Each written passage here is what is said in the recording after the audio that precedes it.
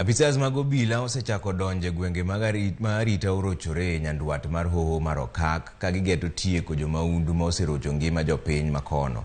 Jopiny ma Kainuk e kaunti ma Turkana onyiso geno mar yudo resruok ka ogai mar obila Jafeth Koome to singo ne gin kod nyalo mar tieko maundu mosebede gwengego. E kinde ma apisa mag arita kwe momanore gi gige lweny osechako donjo e gwenge mar arita kwe oserochore moko kuom counties mayudore Nyandwat mar Hoho mar Okak marakore kod arife kendo jomaundu ma pachgi galagala. Gentlemen from the right, how are you? Very fine, sir. Moko kuom jopiny ma Kainuk e kaunti ma Turkana orwako okang' mar apedha mar goyo gono jomaundu go ka giwacho ni gisekalo midhiero mathoth kendo geno gi en ni jolweny kod obila moter kono dhi resogi. Tupate nafasi ya kuenda kwa mashamba, ya kuenda kutafuta kuni, ya kuenda kurokota hata nyasi. Imekuwa shida. Hata kuni, hata kuenda kutafuta maji. Tumeumia. Huyo mkubwa, Mungu asaidie huyo mkubwa kabisa.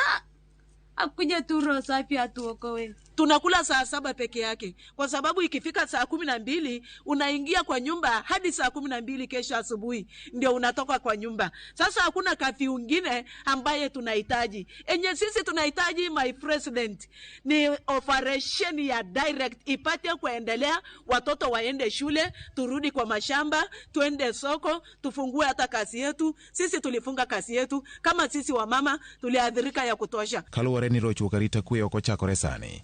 Moko kuom jopiny to ni kod to ni apedha masani nyalo nyuolo lemo ka gikoni apedha manotim motelo ne ok okelo ber moro amora. Kama wakati wa kapedo president alisema kwamba amesema na si tafadhali, haijawahi tendeka. Tuliona tu ndege, tukaona gari za kivita na kila kitu na wanajeshi, lakini hakuna tendo lilitendeka.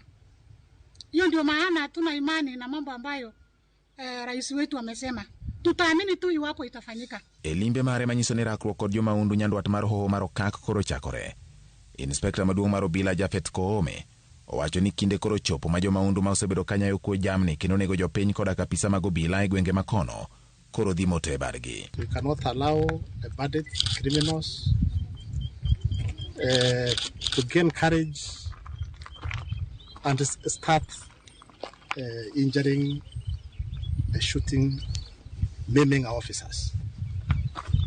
Likewise, we have a duty to ensure that members of the public can go about their day-to-day activities and their living,